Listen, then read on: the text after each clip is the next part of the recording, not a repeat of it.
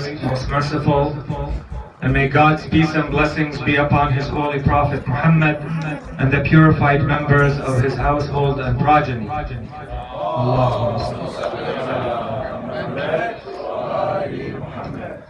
السلام على الحسين وعلى علي بن الحسين وعلى أولاد الحسين وعلى أصحاب الحسين. Brothers and sisters, Assalamu alaikum wa rahmatullahi wa barakatuh. The topic for tonight's lecture is going to be about missed opportunities. This is a very important theme in Islam. If we go to the Holy Quran and the narrations from the Holy Prophets and Ahlul Bayt, peace upon them all, we find that there are a lot of narrations and a lot of verses of the Quran that speak about the topic of missed opportunities and seizing opportunities when they arise. And specifically in the Holy Quran, there is this notion of regret and making sure that you are never putting yourself in a situation of regret. The Holy Quran refers to the Day of Judgment and the reply that there is a barrier now and that there is no way to go back. And if we go to the prophetic narrations, we have many narrations that speak of these notions of regret and seizing the opportunity. One of them comes from the Holy Prophet, in which he tells us, make sure to seize 5 opportunities before you lose them. And these are that you seize the opportunity of your youth before old age, and your health before illness, and your wealth before poverty, and your free time before your busy time, and your life before your death. Now, if we turn to the events that took place in Karbala, what we would like to do tonight is to follow the path of Imam al-Hussein alayhi salam after he left Medina and he went towards Karbala. To see, because history tells us that there were many encounters between Imam al-Hussein alayhi salam and many personalities. And these became opportunities for these people to take and seize or to miss, to join the Imam or not to join the Imam. So before we go into the actual encounters, maybe a very quick recap to understand the context that led Imam al-Hussein into Karbala, just to keep the whole situation in mind to understand what we're talking about. Imam al-Hussein alayhi salam lived in the city of al-Madinah al-Munawwara. Then the news reached that city that Muawiyah had died and Yazid was trying to make himself into the Khalifa at that time. So he sent orders all over the Islamic Empire, including Medina al-Munawwara, to force everyone to pay allegiance to Yazid. The news reached and the Imam was forced to pay his allegiance in Medina. The news reached from Damascus. And the Imam refused. Initially he didn't, but he was forced, so he made his refusal public to pay allegiance to someone like Yazid. And this meant that the Imam was going to be killed in Medina. So in 1 to 2 days after that, the Imam left the city of Medina, the city of his grandfather, towards Mecca. And he remained there for a couple of months. And then Yazid started sending assassins to try to assassinate the Imam while he was in Mecca. And this started to intensify, these activities against the Imam intensified while Yazid was preparing an entire army in the background to attack the Imam while he was in Mecca. And this meant that the Imam did not finish his pilgrimage and he left halfway through. Because the Imam did not want to disrespect the sanctity of the Kaaba by having this army attack. And so the Imam headed towards Kufa. Why Kufa specifically?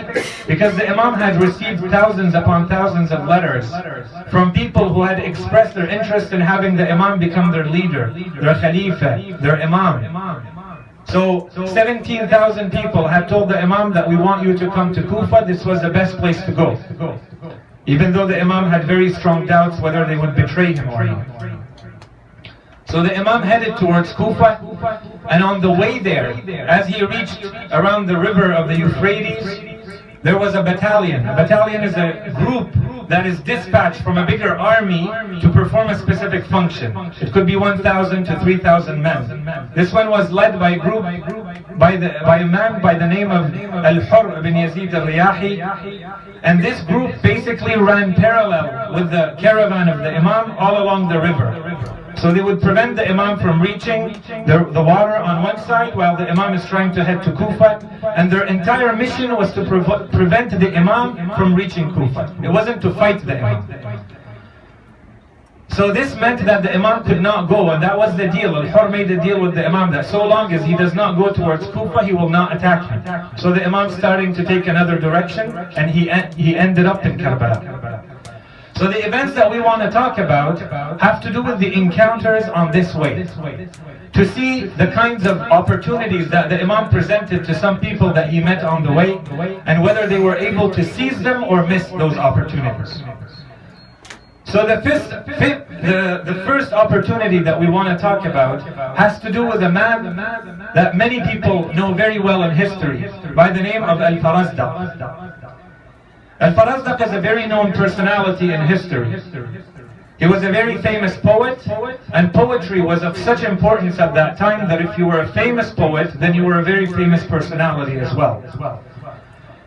This is the same man who was known to be a follower of Ahlul Bayt, and a lover of Ahlul Bayt, and a supporter of Ahlul Bayt. The verses of poetry that he read in praise of Imam al-Sajjad alayhi salam eternalized his name, and many of us know them by heart. The incident is that we are told there is a man by the name of Hisham ibn Abd al-Malik, the 10th Khalifa of the dynasty of the Umayyad, who was trying to perform, after performing the Hajj, was trying to get to the black stone in the corner of the Kaaba, and he had his entourage, he had his soldiers with him trying to push through the people, and he still wasn't able to get there. And in frustration he stood aside waiting for things to calm down. And in the meantime there's this frail young man who comes, and as he starts walking towards the black stone, the masses that are around the Kaaba start splitting, and people kiss him and touch him while he's walking towards the black stone. And this young man walks all the way to the black stone and kisses it and walks away. So of course, Hisham knows exactly who this man is. It's none other than our Imam al-Sajjad alayhi salam, and people recognized him and respected him. So when this happened in arrogance and condescension, he said, who does this man think he is that he can just walk to the black stone while someone like me can't make it? And at that time, Al-Farazdaq was actually hired by the Umayyad as a professional court poet. And he seized that opportunity, and he said the very famous verses of poetry that eternalized his name. And he basically answered this Khalifa, telling him, O you who question, or O you who is questioning of the greatest, most generous and honorable man. That's how the verses of poetry start. You who have questions about the most generous and honorable man, if you are seeking answers, come to me. And then he starts by saying, it is he whose step is recognized by the valley of Mecca, and the house recognizes him, and the holy lands, and the sanctuary around them. And he went on to say his verses of praise of Imam al-Sajjad alayhi salam. And in that specific event, he was imprisoned right away. He was working for them, he praised the Imam instead of praising the Khalifa, he was thrown in jail. This was a seized opportunity. But if we go back a few years before that incident, this same man encountered Imam Hussein alayhi salam in his way. The Imam was in his path, and Al-Farazdaq was going outside from Kufa. So when he saw the Imam, he asked the Imam why he had hurried outside of Mecca and not finished his pilgrimage. And the Imam told him, had I stayed longer, I would have been killed. And you tell me, how did you leave the Kufa? And he told him, I left the Kufa with people's hearts with you, but their swords with Bani Umayyah. Which basically tells us that he was very keen, very alert. He knew what was going on politically. He understood the landscape. But unfortunately, in that incident, he excused himself and left the Imam. He did not join the Imam in that situation. And that's why we do not have the name of the Farazdaq as one of the people who joined the Imam in his mission. He eternalized himself in another way. He supported Ahl al-Bayt with his tongue and his poetry later, but in that incident where the Imam needed another type of support, he was not there. If we fast forward to a second encounter from the Imam, we have the Imam met with a man by the name of Ubaydullah ibn al-Hurr al-Ju'fi. Now this man was known to be a very famous warrior. The campment, the caravan of the Imam, they reached a spot where there was a man all alone in a tent in the desert. And he had planted his weapons beside the tent. And this is a sign that the biggest warriors at that time used to do to announce that they were always ready for battle, or that they were brave and courageous. So the Imam sent someone to him to tell him, the Imam wants to talk to you, Imam al-Hussein wants to talk to you. So Ubaydullah ibn al-Hurr answered the man, the only reason I left Kufa was to avoid talking to Imam al-Hussein alayhi salam. I don't want to be in a situation where he asks me to join him. So the messenger of the Imam left to tell the Imam himself came to see him. And he told him, Ubaydullah, you are a man with many, many sins in your life. What I'm offering you is that you join me, and in return I shall wash all your sins, and you will be in paradise eternally with me. And the answer of this man was to excuse himself from the Imam and tell him, at this time, I don't see how I can sacrifice myself. So instead, what I'm offering you, O Hussein, what I'm offering you is that you take my sword and my horse. They are of the best quality. And the Imam told him, if you are too greedy to give me yourself, I'm not looking to get your belongings. That's not why I came to talk to you. You can keep your belongings. And then the Imam added a line that we find again and again in all the encounters of the Imam, which basically said, the Imam told him to Ubaydullah, and he's going to repeat it to others, if you're not going to join me, at least be sure that you never put yourself in a situation where you hear our cries or see the injustice and the crimes that will be committed against us. Because if you do, and you do not help us in that situation, Allah subhanahu wa ta'ala is going to punish you eternally. And the man promised that this would not happen. Another encounter after this was with a man by the name of Amr ibn Qais al-Mashriqi. This man met the Imam a little bit later with his cousin. And apparently they were doing some sort of business transaction. They heard about the Imam having camped in a certain spot, so they went to visit the Imam themselves. And after a back and forth with the Imam asked them, are you going to join me? And the answer, before I say what their answer was, I want us to think about ourselves and our lives. Do we think this way or not? Because it may be laughable at first stance, because now it's after the fact and it's easy to say. But at that time nothing had happened. So the Imam tells him, are you going to join me? So the first man who tells us this story, Amr ibn Qais, he says, I said this and my cousin repeated the same words. He told the Imam, as you know, I'm a man who has a very large family. And I have to take care of them. And I have a lot of business that keeps me very busy. And a lot of people have left their money and their merchandise with me, and I have to take care of it. So for all these reasons and all these responsibilities, I'm going to excuse myself from joining you. And then his cousin said the same thing, and both men left the Imam. One more missed opportunity. And then the last one that I wanted to mention from these missed opportunities was from a man by the name of Al-Tarmah ibn Adi, Al-Ta'i. This man was known to be one of the great companions of Imam Ali alayhi salam in his life. He was known for his courage, he was known for the size and the strength of his body, and he was known for his eloquence and his poetry. much like many of the companions of Imam Ali alayhi salam. And he was known to be an excellent guide of the desert. And when he heard that the Imam was traveling with his caravan, he hurried to the Imam because he had a plan for the Imam, a proposal. And they say that on the way he encountered a few men, perhaps 3 men, that he also took with him to the Imam. And when he reached the Imam, those 3 men joined the Imam right away. But as for him, he came to the Imam and told him, I have just left Kufa.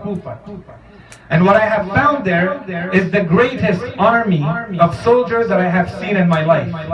They are preparing behind the Kufa to head towards you. So the last thing that you should do is to head in that direction. So what I'm proposing is that you go to my people who live between 2 mountains, and you may find up to 20,000 supporters there. And the Imam thanked him and told him this is not going to happen for all sorts of reasons. We can't go into them right now. The Imam told him this cannot happen. But as for you, will you join us and support us in this or not? And Al-Turmah answered the Imam that he had some food to bring to his family and then he will be back. And the Imam answered him, if you must go and you want to come back, then please hurry. And of course, this became a very much a missed opportunity for Al-Turmah. These are people who were considered to be followers of Ahlul Bayt at that time. And then we go to the other camp. Running out of time, I'll mention one example, one instance. That instance is one of the greatest companions of the Imam, a man by the name of Zuhair ibn al-Qayn. Who was Zuhair ibn al-Qayn? History tells us that Zuhair ibn al-Qayn at that time was between 55 and 65 years old. He was a very brave man. He was very respected by his own people. And at the same time, he was a very known, brave, courageous warrior. Many instances of battles he was known for. Now maybe there's a quick point I want to mention before continuing here. Brothers and sisters, you know that these lectures are supposed to be very condensed in time. So we don't have time to go into the different theories and alternative investigations that we would need for a lot of these points. So what we're presenting is a classic theory. And this applies to everything we've said in the previous nights as well as tonight, for this point specifically and perhaps other points. We don't have time to go into an investigation. So I'm about to tell you what classic history tells us about Zuhair ibn al-Qayn. I have doubts, and there are scholars who have doubts about this theory, whether Zuhair ibn al-Qayn was truly a follower and a fan and a supporter of Uthman or not in his life. Al-Tabari is the first of the historians who mentions this, and Al-Baladuri follows him. But the evidence they provide to support this is almost non-existent and very weak. And it doesn't really match the personality of Zuhair ibn al-Qayn. Still, we're going to present the classic theory for now. So Zuhair ibn al-Qayn was known in history, classic theory tells us, his whole life he avoided Ahlul Bayt. Not because he dislikes them, but he just stayed away. And we are told that of leaning, he was more of the Uthmani type. He was a fan and a supporter of the 3rd Khalifa, Uthman ibn Affan. And we are told that in year 60, he decided to go and perform the pilgrimage with his wife and a few members of his family. So he went and performed the pilgrimage, and when he left, his caravan and the caravan of Imam Hussein alayhi salam became in parallel, very close and in close vicinity. And history tells us that he tried to avoid being too close to the caravan of the Imam because he didn't want the Imam to ask him to support him. He didn't want to be in that situation again. So the people with him tell us that he continued to avoid the Imam, either going faster or slower all the time, until they reached a point where there was no possibility but to camp in the same place as the caravan of the Imam. And the supporters of Zuhair ibn al-Qayn tell us that at that time they sat in a tent and they were sitting and eating. Imam al-Hussein alayhi salam sent one of his people to ask Zuhair to come and attend and talk to the Imam. He says, when the messenger of the Imam entered, we were eating. We dropped the food from our hand, and at that point, we were in the same situation that we've been trying to avoid all along. And in Arabic they say it was as though birds were on their heads. Meaning they were completely stunned. Zuhair did not know what to say. He doesn't want to say yes, he doesn't want to say no. And there was a long awkward silence. And then the silence was broken by the wife of Zuhair. Her name was Dalham bint Amr. She came to Zuhair and she told him, Subhanallah, the grandson of God's messenger is inviting you to talk to him, and you sit here and you have nothing to say. Why don't you at least go and see what he has to say, and then you can leave him? And history tells us he got up and went to talk to the Imam for a while, and he came back in a completely different mood. He was upbeat and he was happy because he was joining the Imam. He picked up his stuff quickly. He told the men around him they were all free to go or join him. And he told his wife, from this point on, she can consider herself as a divorcee to go back to her parents to take care of her, because he was joining the Imam and he knew what would happen. Now this is a man from whom the support of Imam al-Hussein should have been very surprising, given what history tells us. And yet, we see that he was absolutely steadfast and strong in his support of the Imam. He was asked right away, why did you change your mind? And he said, first, I remembered some words from a day we were in battle with Salman al-Muhammadi. We were in a battle, and the end of the battle, very difficult battle, we were victorious. And we were extremely happy. And Salman came to us and told us, remember this day of your happiness, because some of you will live to a day where you will need to defend the sons of the Holy Prophet. And if that day comes, you must be more happy at that time to defend them than you are today. So when I met the Imam right now, I remembered those words of Salman. And then we see on the 10th of Muharram, when Zuhair was fighting alongside Imam al-Hussein, history tells us that he was teased about the fact that he used to be a Uthmani. They told him, what made you change your mind, Zuhair? You used to be on Uthman's side and now you have joined al-Hussein ibn Ali. And he said, I did not intend to join him, I did not even write to him, but our paths crossed, and when I spoke to him and I heard him and I saw him, I remembered the holiness and the sacredness of the Prophet. And I realized to what point you guys are betraying this man, the grandson of the Prophet, and I could not let him go. So I seized the opportunity. When we look at the lives of Ahlul Bayt alayhim as-salam, we see that they seized every day, every moment, every interaction they had as an opportunity. When we look at the life of Imam Ali alayhi salam from beginning to end, what distinguishes him from everyone else is that he jumped on opportunities. He was looking for opportunities. When others were reluctant, were hesitating, were fearful, the Imam jumps on those opportunities. This is a distinguishing feature of Ahlul Bayt, and their followers have to have the same distinguishing feature. Our lives are full of opportunities. The only reason why someone has a regret is because they miss an opportunity. We started the lecture with verses of the Quran and narrations that speak of regret. Anyone who lives by the way of Ahlul Bayt alayhim as-salam cannot have a regret, because you seize the opportunities. You ask Allah subhanahu wa ta'ala to allow you to see the opportunities. And we also ask Him to allow us to seize the opportunities. السلام على الحسين وعلى علي بن الحسين وعلى أولاد الحسين وعلى أصحاب الحسين وصلى الله على سيدنا محمد وعلى آله الطيبين الطاهرين.